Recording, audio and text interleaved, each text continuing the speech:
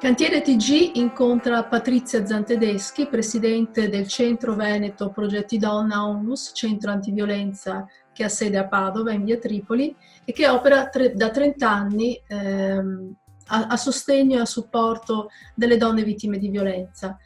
Patrizia, qual è la situazione in questo momento in cui molte donne sono recluse in casa e ovviamente si trovano in difficoltà, soprattutto donne appunto che vivono situazioni di violenza domestica?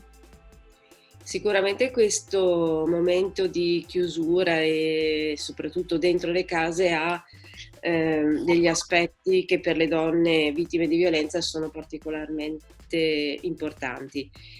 Questo non ha avuto un effetto sicuramente sulle convivenze ed è quello che dicono le donne quando chiamano, non solo una recrudescenza particolare delle violenze, anche di recidive di donne che ci avevano già chiamato, ma anche la difficoltà a chiamare proprio perché spesso in casa ci sono anche i mariti, i compagni violenti.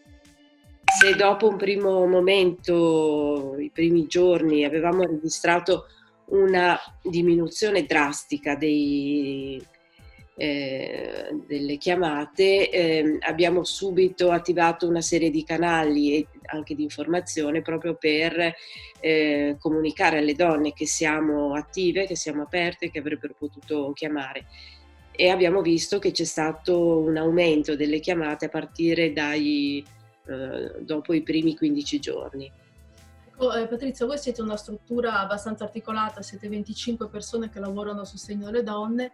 E come state organizzando il vostro lavoro? Seguiamo le donne con telefonate, le donne che sono già in carico, seguiamo il lavoro nelle case sempre mantenendo tutte le opportune e doverose misure di sicurezza. La settimana scorsa il centro servizi volontariato e comune e Caritas, che hanno un bel progetto che stanno facendo in questi giorni di emergenza, ci hanno regalato 6 tablet per i bambini delle case, perché dentro le case ci sono appunto anche bambini, le situazioni sono estremamente difficili perché chiusi dentro piccole strutture sicuramente ci sono difficoltà.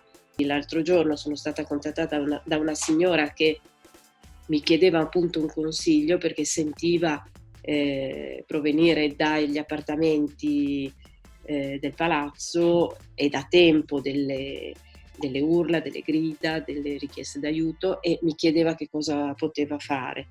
E io ho consigliato appunto sempre di chiamare le forze dell'ordine perché solo loro possono entrare nelle case e solo loro possono fare degli interventi efficaci che a volte salvano anche la vita. Oltre al numero nazionale 1522 che è appunto attivo su tutto il territorio, noi da anni utilizziamo un numero verde provinciale che è l'800 81 46 81.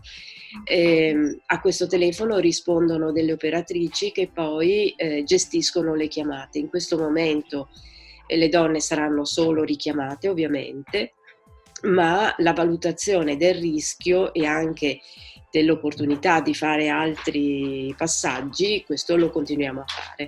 Siete un servizio essenziale importantissimo. Grazie Patrizia Zantedeschi. A voi. Cantiere TG, buona giornata. Grazie.